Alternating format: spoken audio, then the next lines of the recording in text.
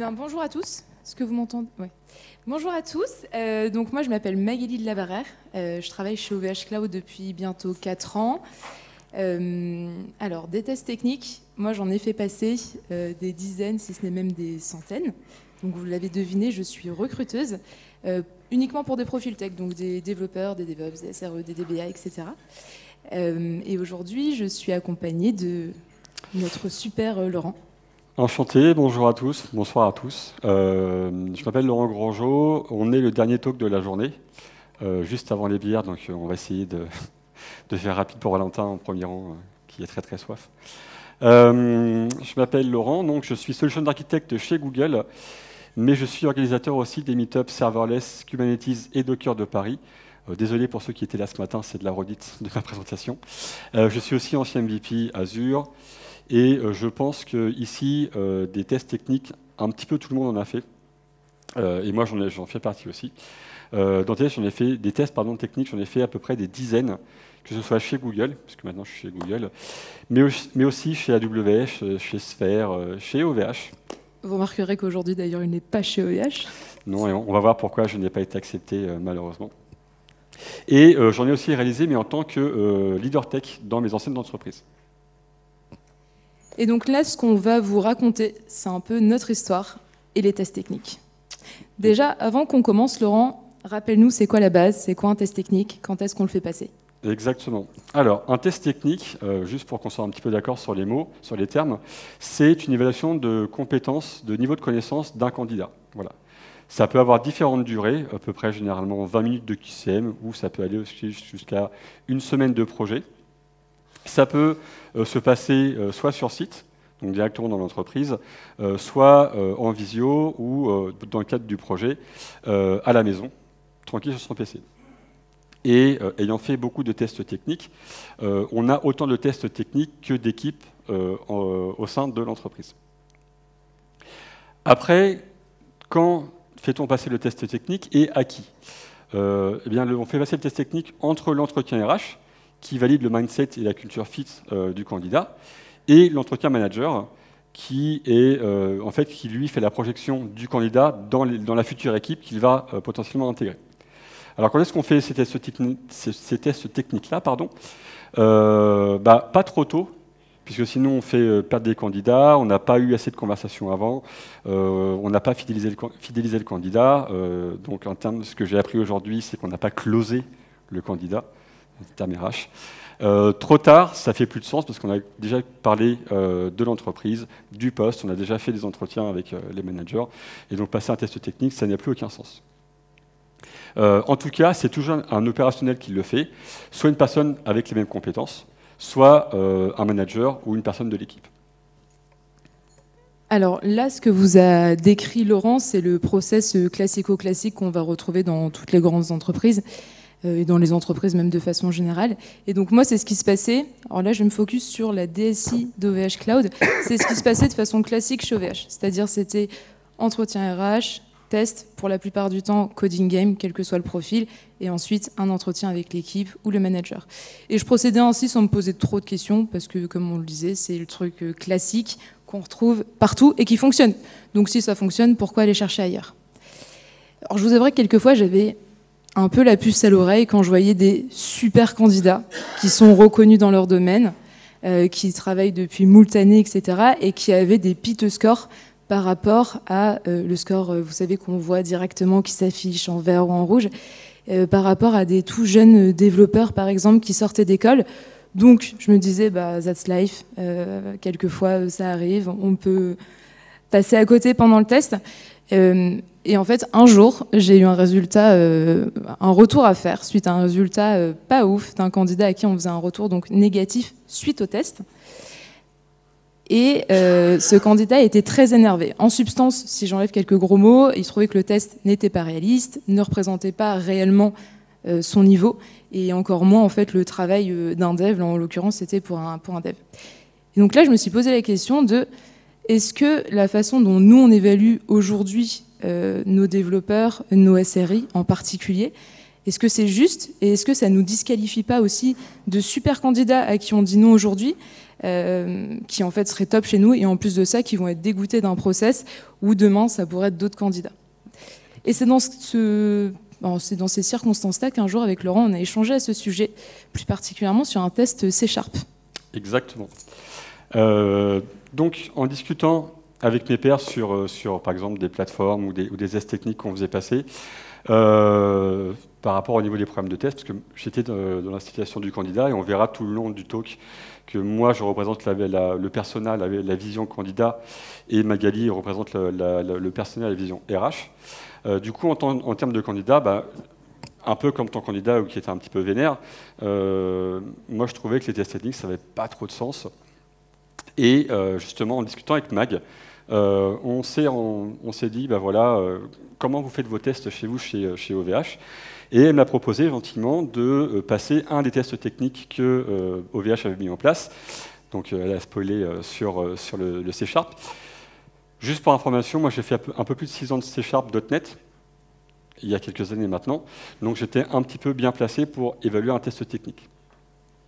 Donc elle m'envoie le lien pour passer le test technique, et là le coup près tombe. Malheureusement, c'est très scolaire, c'est décevant, c'est pas adapté dans la vraie vie.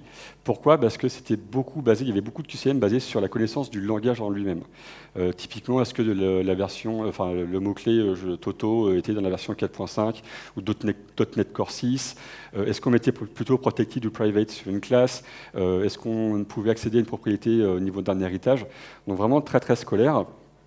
Et je lui dis, ça typiquement c'est bien pour évaluer des personnes qui sont plutôt juniors, puisque évidemment on peut ne se baser que là-dessus. Mais par contre pour les profils plutôt seniors, alors à l'époque de ça j'avais 15 ans d'XP, je lui dis c'est pas forcément adapté, et je pense qu'on a des tests qui sont beaucoup plus pertinents que ça pour le C#. Juste avant de passer à la slide suivante, comme vous pouvez le remarquer, ici il y a une personne qui représente Laurent, une personne qui représente moi, donc je vous laisse deviner qui est qui, rapport à la barbe. Bon alors Laurent, qu'est-ce qu'on va faire pour déterminer le meilleur test technique et voir un petit peu tout ça? Alors pour essayer de trouver un peu le meilleur test technique, ce que je te propose, c'est qu'on regarde ensemble les grands types de tests qui existent. Et le principe, encore une fois, c'est s'ils desservent soit le candidat et l'entreprise, et le candidat et l'entreprise. L'idée, c'est que ce soit win-win. Exactement. Donc que tout le monde soit gagnant, puisqu'à la fin, quand même, il y a un CDI à la clé. Alors, le premier, le plus connu, celui que vous connaissez potentiellement tous, c'est l'échange entre pairs. Alors, comment ça se passe? C'est une discussion technique entre candidat et une personne de l'entreprise, généralement un tech lead ou un responsable technique. Et c'est le test que moi, personnellement, j'ai connu dans le plus d'entreprises, dans toutes les entreprises. On se pose autour d'une table, on discute et potentiellement on évalue le candidat. Alors le gros avantage, c'est quoi? C'est que c'est une discussion entre deux personnes. Typiquement, on peut axer la conversation sur les points forts et les axes d'amélioration. En tout cas, en termes de candidats, typiquement, si moi je ne suis pas trop à l'aise sur du SQL, je vais peut-être éviter les questions sur le SQL et je vais peut-être me diriger vers les questions qui sont plus fortes pour moi, mieux pour moi, c'est pas français. Typiquement, les design patterns ou les choses comme ça, que je maîtrise un petit peu plus. Le gros inconvénient pour moi, c'est que ce n'est pas du tout structuré, parce que c'est une conversation entre deux personnes et évidemment, on va faire un fil rouge de déroulement de la conversation par rapport aux affinités. Je vous ai parlé de design pattern, plus à l'aise que du SQL. Par contre, ça met à l'aise. Et en termes de candidats, on est vraiment à l'aise puisqu'on va orienter les discussions vers des points forts. Qu'est-ce que tu en penses, toi, Magali? Alors, là, Laurent vous a donné la vision très candidat. D'un point de vue entreprise, l'avantage, c'est que c'est hyper simple à mettre en œuvre et on peut passer le temps qu'on veut aussi avec le candidat. Donc ça peut être assez court comme beaucoup plus long si on a plus de choses à voir. Donc c'est le temps qu'on veut. L'avantage aussi du côté de l'entreprise, c'est que ça permet de laisser le candidat s'exprimer librement et de vraiment mettre en avant et de souligner tous ses points positifs et techniquement là où il est le meilleur. En revanche, le gros inconvénient, c'est que c'est assez freestyle. Si on n'a pas vraiment des guidelines, enfin des choses à vérifier, à checker, en fait, on peut passer à côté de certains sujets et entre deux candidats, ne même pas vérifier les mêmes sujets. Donc, c'est important de, avant, bien axer tout ce qu'on doit faire. Pour vous donner un exemple, chez OVH, c'est un test qu'on a utilisé et qu'on utilise encore, même si on essaye depuis de vraiment de faire en sorte de bien faire, que chaque candidat ait grosso modo les mêmes questions, les mêmes sujets. Mais ce dont on s'est aperçu, c'est qu'il y a régulièrement un vrai écart entre le niveau perçu pendant l'entretien et le niveau perçu ensuite, pendant la période d'essai et au-delà. Donc, en somme, si on doit faire la météo de ce test, Laurent, qu'est-ce que tu dirais? Alors exactement, si on essaie de résumer un petit peu ce test-là, on va essayer pour chaque test de faire une météo entre candidat et... Laurent est Miss Météo ce soir. Je suis Mister Météo, s'il te plaît. Ne me misgenre pas. Donc, côté candidat, c'est plutôt cool parce qu'effectivement, on va driver la conversation et donc ça va éviter un petit peu tout ce qu'on ne veut pas dire. Au niveau de l'entreprise, comme tu l'as dit, Magali, c'est bof parce que même si vous essayez maintenant de plus structurer, c'est pas top. Du coup, ce que je te propose... C'est qu'on passe à un autre test technique. On passe à un autre test technique. Qu'est-ce que tu as d'autre à nous présenter? Alors, normalement, on a un petit jeu de scène, mais bon, devant un pupitre, c'est un peu compliqué. On a un petit chapeau avec... hop. On va tirer un nouveau test. Oh là là! Oh là là! Le nouveau test, c'est la revue de code. C'est un autre type de test aussi qui est beaucoup utilisé. Ce sont sur les profils plutôt orientés développeurs, dans le sens large du terme, mais aussi architectes. Typiquement, si on travaille sur du Terraform, par exemple, ou des infrastructures, ça peut être intéressant puisqu'on manipule du code. En gros, c'est quoi? On a un fichier de code avec des bugs et on vous propose de résoudre les bugs et de proposer une amélioration possible du code. C'est ce que j'ai connu par exemple chez AWS et chez Google. Et en gros, je vous raconte un petit peu chez AWS. On vous met un entretien de 3 heures avec vous en face et 2 personnes en face de vous. On vous donne un fichier et généralement, soit vous le faites en visio et là vous expliquez en disant voilà, le bug c'est ici et puis moi je proposerais d'améliorer telle partie du fichier, d'améliorer un petit peu l'infrastructure. Soit ça peut être sur site aussi et sur site généralement c'est devant un tableau blanc et on grafouille et on explique un petit peu tout ce qui se passe. Le gros avantage de ce test-là, c'est que ça simule une situation qui pourrait arriver en entreprise et ça évalue des compétences qui sont réelles. Par exemple, la capacité de résolution et d'analyse d'un problème sans passer par un logiciel tiers qui pourrait juste un peu faire un effet tunnel sur voilà, je t'indique le chemin à suivre au niveau de la réponse. Le gros inconvénient, c'est que dans mon cas, dans le cas d'AWS, c'est que je ne connaissais pas tous les produits d'AWS et AWS a une 130-150 services à connaître qui évoluent énormément toute l'année. Et en gros, la réponse que j'avais donnée au niveau du tech lead en termes d'amélioration du code, ça ne plaisait pas trop au tech lead en disant voilà, toi tu as implanté tel service, moi j'aurais préféré tel autre service qui est sorti 2 mois plus tôt, donc tiens-toi à la page. Mais en gros, c'est une perte de temps. Parce que généralement, s'il y a un doute, que ce soit côté candidat ou que ce soit côté recruteur, on a potentiellement besoin d'une autre revue de code et on repère 3 heures à réexpliquer d'autres choses avec un autre use case. Côté OVH, est-ce que vous l'utilisez ce test-là? Alors chez nous, on l'utilise assez peu. Alors pourquoi on l'utilise assez peu? C'est qu'on va vraiment axer sur certains types de profils. Le gros inconvénient côté entreprise, c'est que, comme le disait Laurent, on est sur plusieurs heures en fait de tests. Donc c'est un réel investissement puisqu'en plus on n'y va pas tout seul. Il y a un minimum de 2 personnes qui sont là pendant l'entretien avec le candidat. Donc chez nous, c'est plutôt pour des postes de lead tech dans certaines équipes qu'on va faire ce genre de tests techniques. D'autant plus que, comme je vous le disais, il y a non seulement les 1h30, 2 heures qu'on passe avec le candidat, mais également toute la préparation en amont pour les équipes, sur ce qu'on veut faire, etc. Et tout le débrief aussi, en aval, qui à nouveau est du temps. Donc en fait, on fait clairement pas ça pour tous. En plus, nous, sur les équipes, on va le faire passer. On trouve que c'est pour certains types de profils, ça permet pas de tout voir. Donc, on rajoute une demi-heure de questions auparavant et d'échanges sur des questions, notamment SRI, pour l'équipe à laquelle je pense. Donc, ce qui est génial pour nous, c'est qu'en fait, on voit le schéma de pensée de la personne, on voit sa réflexion, on voit comment il pense, on voit le potentiel aussi de la personne, mais clairement, on peut pas généraliser ça. Donc, au niveau de la météo, Laurent, qu'en pensez-vous? Alors, Mister Météo, Mister Météo. Mister Météo. Au niveau candidat, c'est bof parce que passer 3 heures à expliquer un petit peu comment améliorer du code, c'est long et c'est compliqué. Côté entreprise, comme l'a dit Mag, il y a de la préparation en amont et des débriefs en aval. Donc ça fait pas mal de temps aux deux parties. Même si c'est très pertinent. Ouais. C'est très pertinent.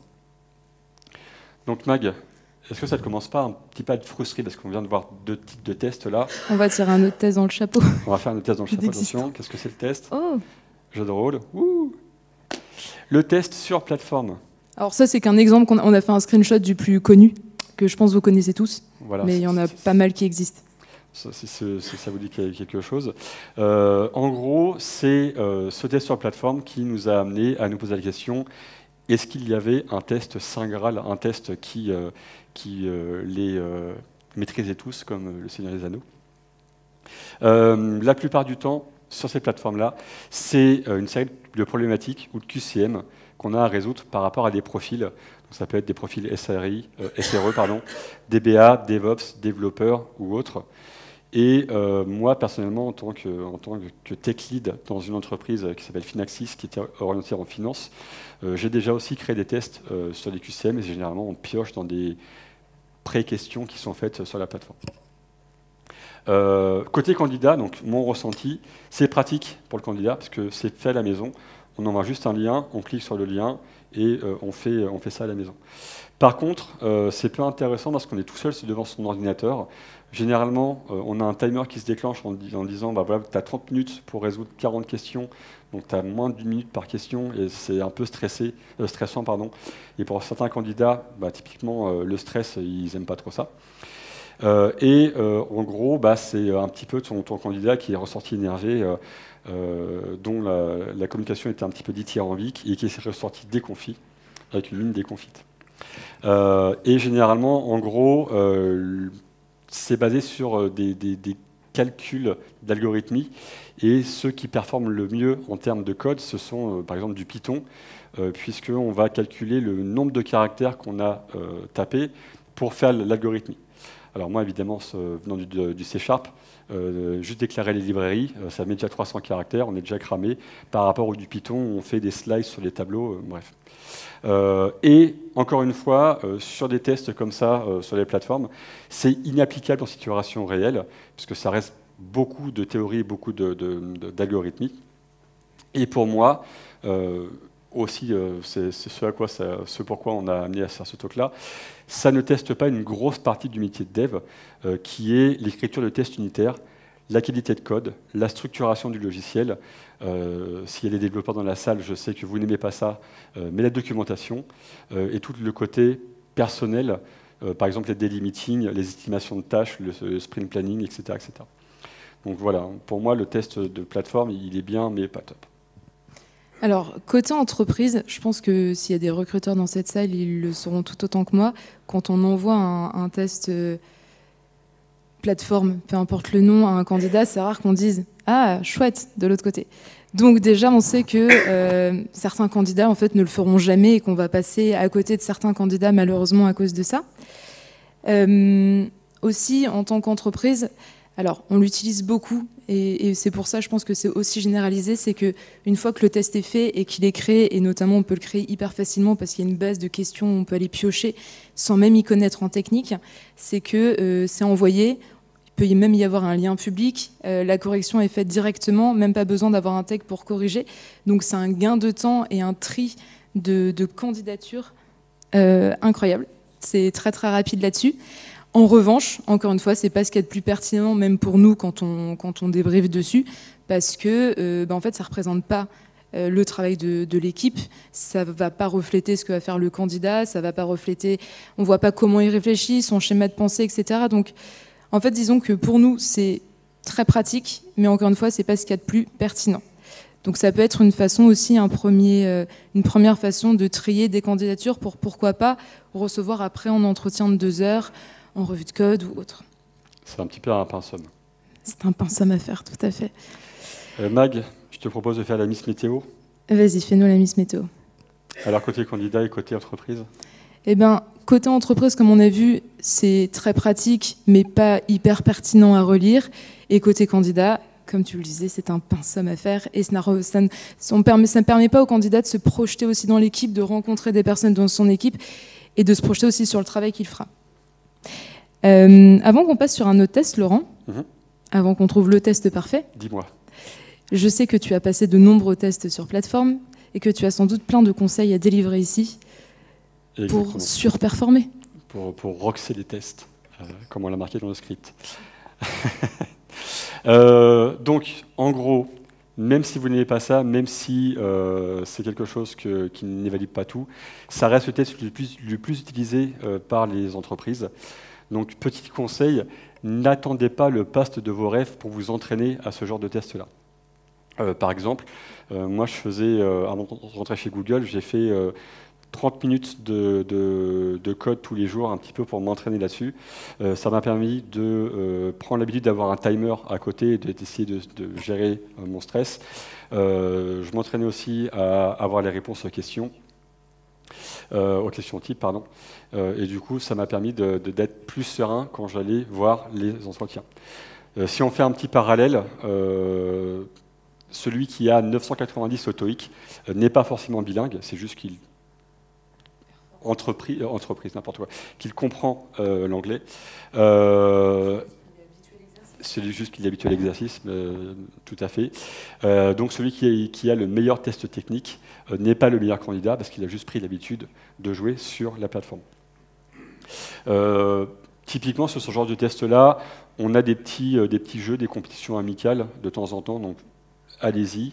Mais en gros, c'est souvent de l'algorithmie pure, comme vous pouvez le voir sur le screenshot. Ok, du coup, Mag, on a vu 3 grands types de tests. On a vu l'échange entre pairs, on a vu la revue de code, et on vient de voir le test sur plateforme.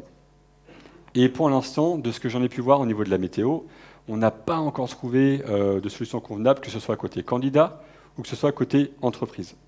Est-ce que tu as une solution ? Moi, j'ai une solution avec un super test qui s'appelle le test fait maison. Alors, comme son nom l'indique, c'est pas un test, mais des tests, puisque le test fait maison, ça dépend de l'équipe, ça dépend de l'entreprise, ça dépend de ce qu'on veut checker, etc. Il n'y a pas de définition précise, c'est à l'entreprise et à l'équipe de le faire. Alors, moi, je vais vous parler d'un test fait maison qu'on utilise dans une de nos équipes. C'est une équipe au sein de la DSI, encore une fois, puisque je focus DSI. Au sein de la DSI, c'est l'équipe qui va s'occuper de l'observabilité. Ils mettent à disposition une solution d'observabilité pour nos équipes en interne.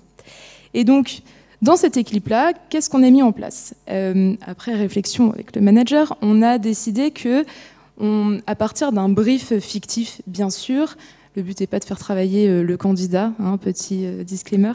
On vous donne une semaine pendant laquelle le but, peu importe le temps que vous y passez, c'est au candidat de voir. Le but, c'est de monter une infra d'observabilité sur nos infras, de la déployer de façon la plus automatisée possible, avec notamment aussi des enjeux de haute disponibilité, etc., en prenant en compte plein de choses différentes qui sont dites dans le brief. Alors, ce qui est génial, c'est que ça permet vraiment une mise en situation de ce que le candidat fera dans son équipe. Donc une projection des deux côtés.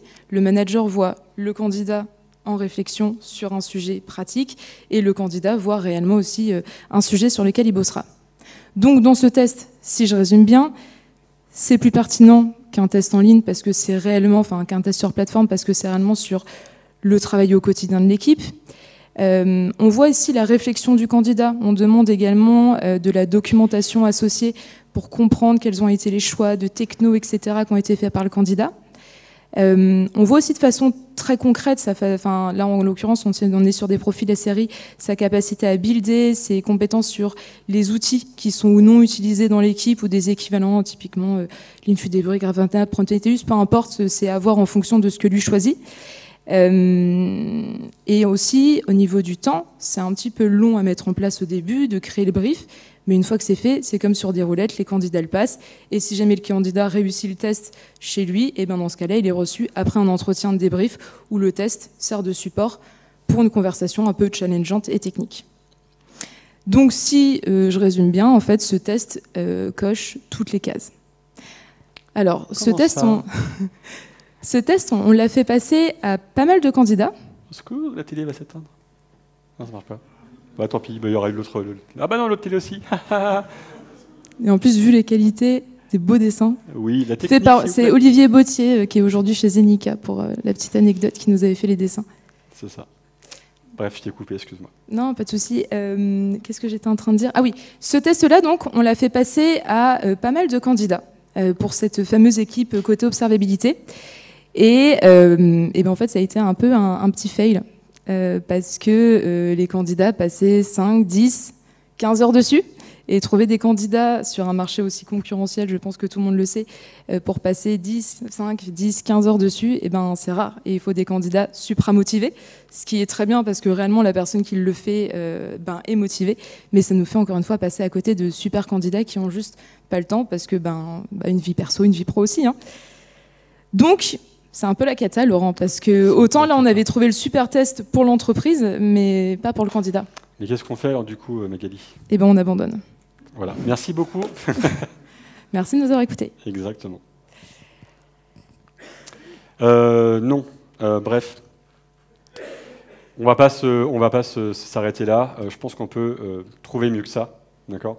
Là, tu viens de dire qu'en gros, on met à la poubelle le test. Moi, je pense qu'on va pouvoir quand même faire ça.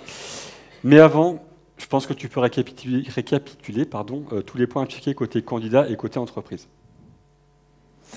Alors, on va récapituler cette fois-ci qu'est-ce qu'un bon test technique au vu de nos expériences passées.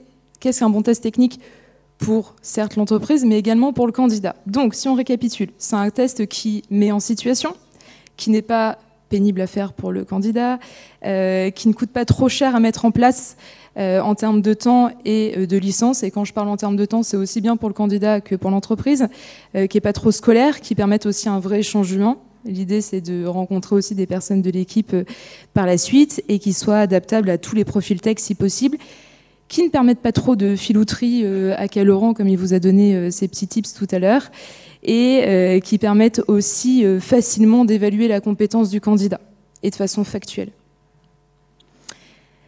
Et ben, il se trouve que nous, on avait une petite équipe au sein de VHCloud qui faisait son petit test dans son coin, tranquillou, sans trop se poser de questions, et qui embauchait. Et on s'est un peu penché dessus, et j'ai longuement échangé avec le manager. Alors, le test, on va l'appeler le test de Thomas. Alors, ne cherchez pas sur Google qu'est-ce que c'est le test de Thomas, vous ne trouverez pas parce que c'est l'appellation maison, comme qu'on ne trouve pas tout sur Google. Comment ça? Si.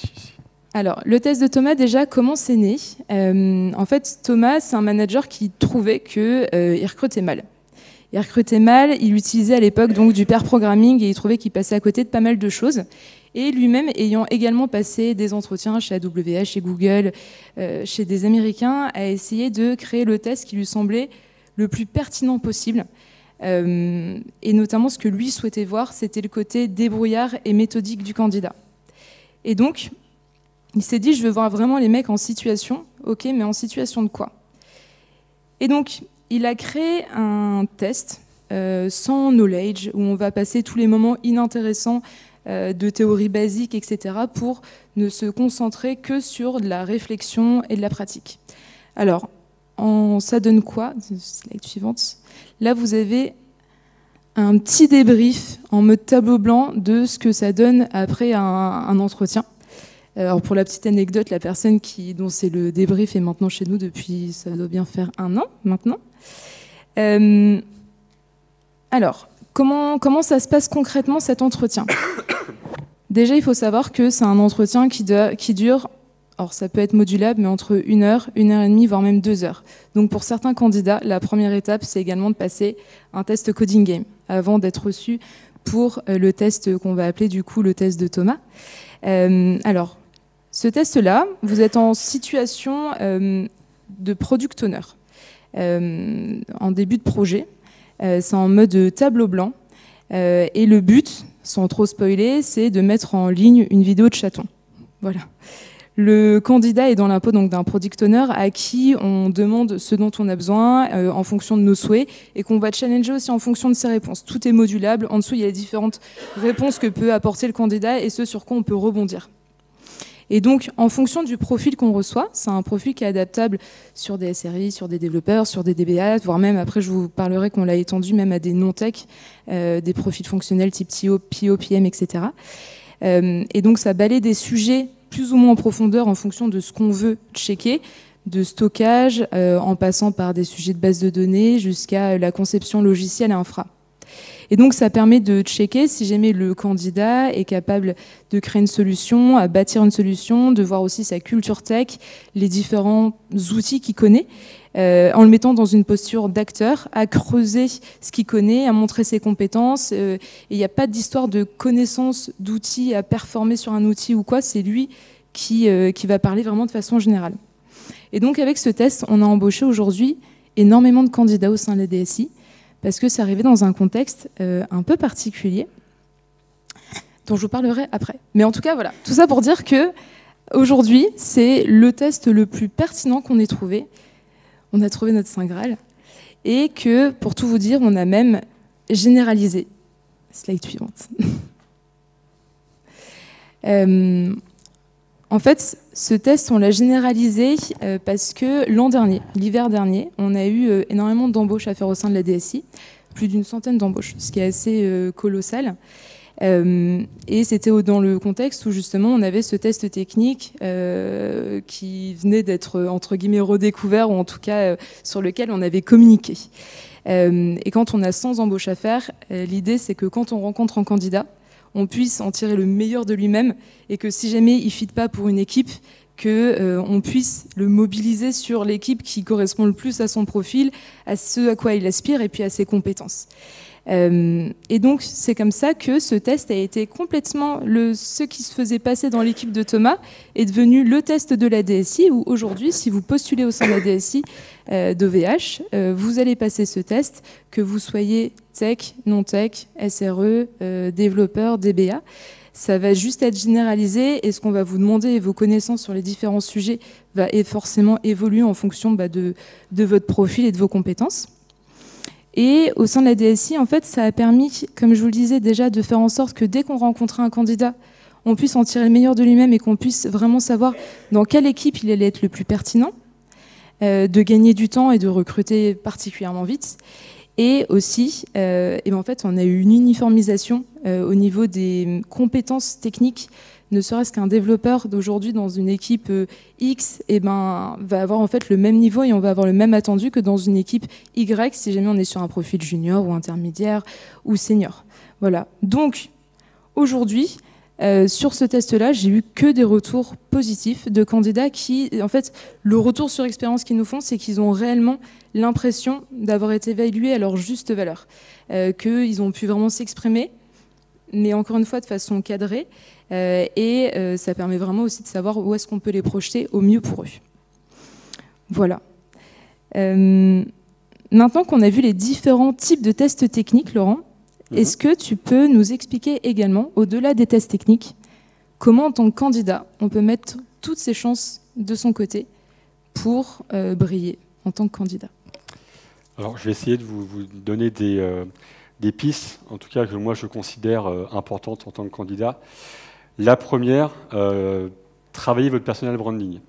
Il s'avère que je donne des cours aussi dans des universités, et ce que je dis aux étudiants en début de semestre, c'est imaginez-vous dans votre classe entière, quand vous allez postuler pour un poste de product owner, qui veut le product owner? Il y a la moitié de la classe qui lève la main, et je leur dis, vous êtes tous en concurrence.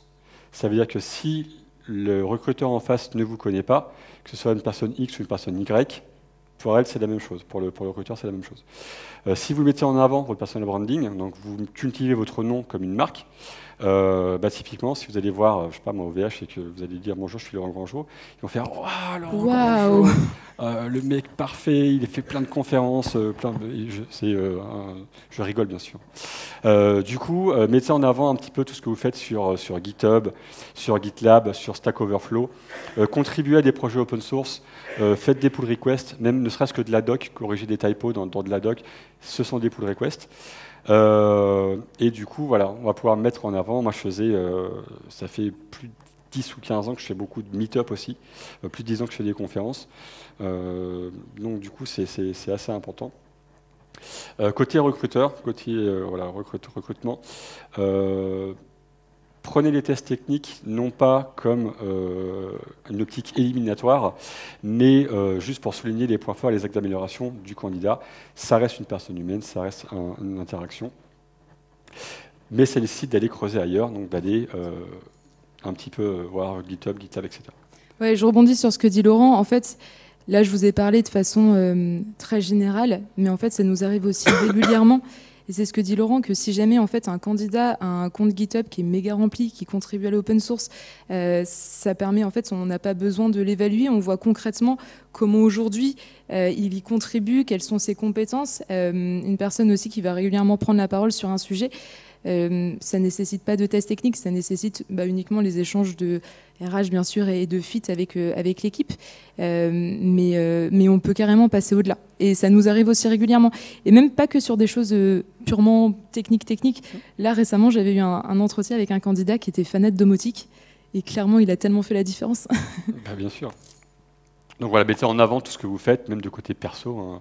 J'ai monté un home lab en branchant mes volets roulants, mes clics capteurs et compagnie, et ça va intéresser la personne, et du coup, potentiellement, vous allez avoir plus de chance. Du coup, si on en revient un petit peu au test, au niveau des gros tests, c'est pas un miracle en lui-même. On a vu ça lors de la présentation. Moi, je vois plein de limites au test.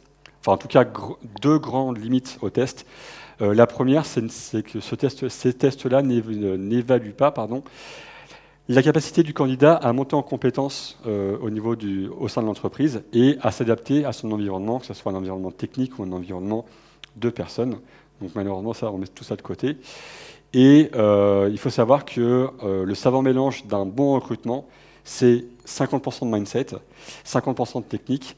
Donc généralement, c'est ce qu'on, quand on fait de la process, enfin quand on fait de la com, quand on fait du RH, c'est ce qu'on appelle des hard skills et des soft skills. Les soft skills sont très durs à évaluer parce que c'est des choses qui sont en nous. Les hard skills, ce sont des choses qu'on apprend. Donc évidemment, c'est un peu compliqué. Si je résume un petit peu tout ce qu'on a vu. En gros, il n'y a pas un test, mais il y a des tests. Donc il peut y avoir plusieurs types de tests pour plusieurs types d'évaluation. On en a vu 3, mais il y en a évidemment plein d'autres. Et on peut aussi les mixer entre eux, faire en sorte que ce soit le plus pertinent et compagnie. Exactement, oui. C'est un support de discussion, d'accord, je l'ai dit, hein, ce n'est pas une fin en soi, mais vraiment c'est un moyen d'échange pour dire pourquoi tu as fait ça, quels sont les choix qui t'ont amené à faire ça, et donc pas dire tu as eu 10% 190 au SQL, on ne te prend pas, oui j'étais stressé, ou je sais pas, j'étais malade, j'en sais rien, enfin, on a tous une vie perso, voilà, donc on est tous un petit peu stressés. Un bon test, c'est un test qui allie les intérêts de l'entreprise et du candidat, ce qu'on appelle des tests win-win, hein, évidemment. Encore une fois, le début de la conférence, c'était de voir quels sont les tests qu'on pourrait mettre en place pour avoir un win-win côté entreprise et candidat. Et enfin, travaillez votre personal branding, mettez en avant vos contributions, voilà, GitHub, GitLab, ce que vous voulez. Et côté recruteur, s'il vous plaît, faites votre travail et allez voir au-delà du CV, allez faire un petit peu de recherche au niveau des contributions. Et puis les candidats, évidemment, mettez dans les CV les liens, c'est plus simple pour les recruteurs. Et moi, je vais avoir une petite morale aussi à ajouter, c'est que en tant que candidat, en fait, jouez aussi votre rôle. Si jamais un jour vous faites un test dans le cadre d'un recrutement, d'un process, et que vous sentez que vous vous sentez pas justement évalué, que vous pensez que ça peut être amélioré, parlez-en. Parlez-en et dites les axes d'amélioration. Vous voyez, moi, c'est typiquement, j'ai eu un déclic par un jour, un candidat qui, en retour, n'était pas content. Et il a eu raison de le faire. Donc, vraiment, en tant que candidat aussi, vous avez votre rôle pour dire, je trouve pas ça pertinent, on pourrait faire mieux ainsi. Et au contraire, ça peut aussi faire la différence de proposer des choses qui, d'après vous, pourraient être plus pertinentes. Écoutez, là, on a balayé donc rapidement tous les différents tests, aller au-delà des tests, etc. Mais en fait, ce talk, c'est un peu comme un CV, c'est pour ouvrir la discussion. Donc, si vous avez des questions, il nous reste du temps. Il nous reste 10 minutes, 9 minutes pour les questions. Je ne sais pas s'il y a un micro qui se balade ou si vous avez des questions. Donc, il y a un micro qui se balade. En attendant, vous avez un petit QR code vers open feedback. Donc si vous pouvez mettre des retours sur le talk était bien, on aurait bien aimé voir ça plus, voir plus cette partie-là, n'hésitez pas. Et puis on attend vos questions avec grand plaisir. Il y a une question là-bas.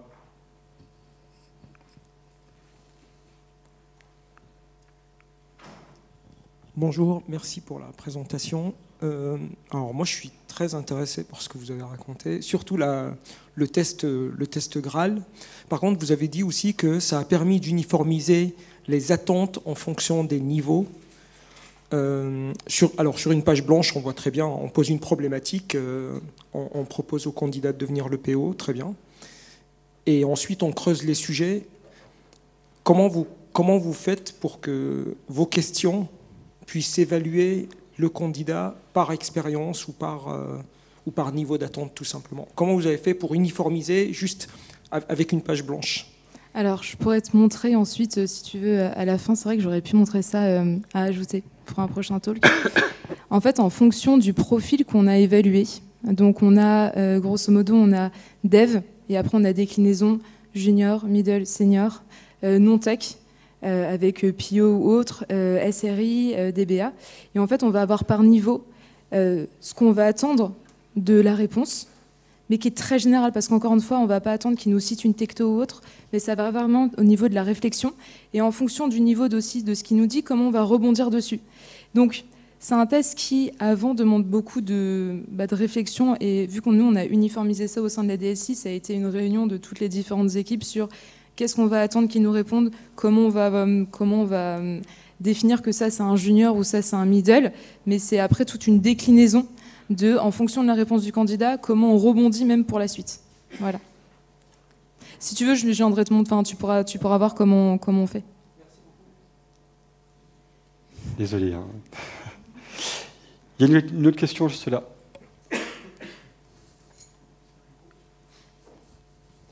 Merci. Et l'IA dans tout ça, en fait, comment vous l'apercevez, cette partie-là? Parce qu'aujourd'hui, on est capable de faire énormément de choses en tant que développeur. Donc, comment vous percevez cette partie-là? Alors, je vais t'apporter ma réponse personnelle de mon point de vue de Tecos. On n'a pas le même, en fait. Voilà.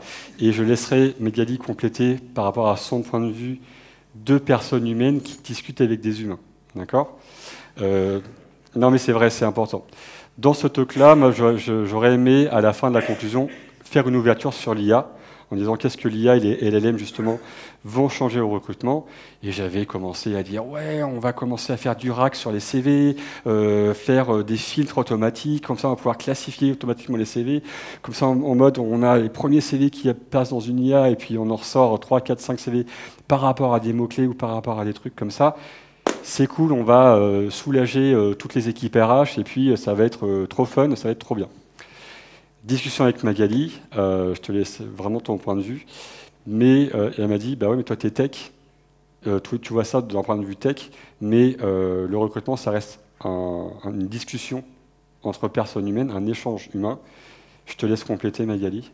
En fait, tu as dit le plus grand, c'est qu'au-delà même en fait, des compétences mindset dont on parlait, qui peuvent être évaluées en amont et pas de sujet là-dessus, typiquement, si on se repenche sur ce qu'on a dit, le test technique où on se retrouve tout seul derrière son ordinateur à le faire chez soi solo, en fait, on voit aussi que le candidat, il s'amuse pas tellement derrière.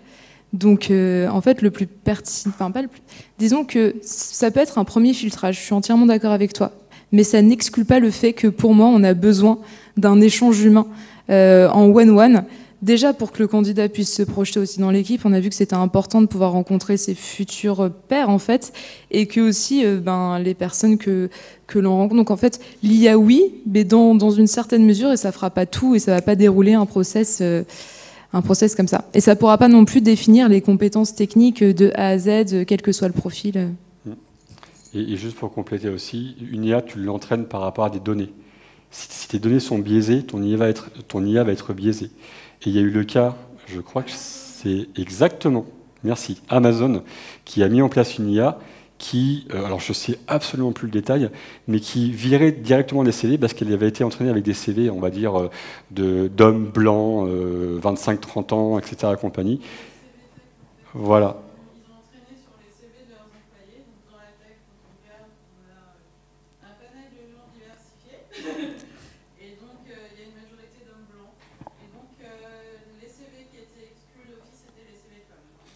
Voilà. Parce que mathématiquement, ils sont peu probables. Donc pour eux, ils étaient peu performants parce qu'ils étaient probables. Donc je répète pour la captation vidéo. Donc chez Amazon, ils ont entraîné une IA par rapport à des profils tech qu'ils avaient chez Amazon. Tu me dis si je me trompe. Globalement, chez Amazon, les profils tech, c'est majoritairement des hommes blancs. Et du coup, ce qui fait que l'IA, quand tu lui envoyais un CV, excluait les profils des femmes parce qu'il était sous-représenté. Et pour lui, le CV n'était pas pertinent, de ce que j'ai compris. Voilà. Donc l'IA, oui, mais avec parcimonie. Et en t'expliquant cela, moi, je suis plus d'avis de Magali en disant on va avoir des faux positifs et du coup, il faut mieux les rapprocher, les capter et avoir une vision humaine là-dessus. Mais encore une fois, en premier tri, à creuser. Hein. Voilà.